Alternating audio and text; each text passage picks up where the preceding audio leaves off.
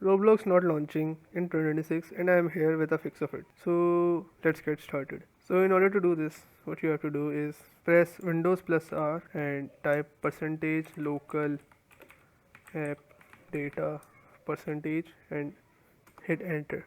Here you'll find lots of folders. All of these are cache files. So what you have to do is you have to find Roblox folder, as you can see here, and what you have to do is right click on it and click on delete. Once you do this, if there are any other folders regarding Roblox or anything regarding Roblox, just delete that as well. Now what you have to do is go to desktop and clear your recycle bin now.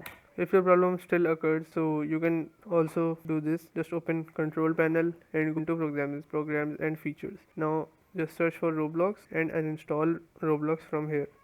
After you do this, just go to Microsoft Store and install Roblox again and log in your account again. So hopefully your problem would be fixed. If your problem still occurs, make sure to comment down below so we can bring a detailed guide in the next video. So yes, we bring more tutorials like this, so make sure to subscribe and turn on the bell icon so you can be notified for every other tutorial we upload. So yes, this is it for today's video. If you like the video, give it a thumbs up, subscribe, comment down below, and thanks for watching.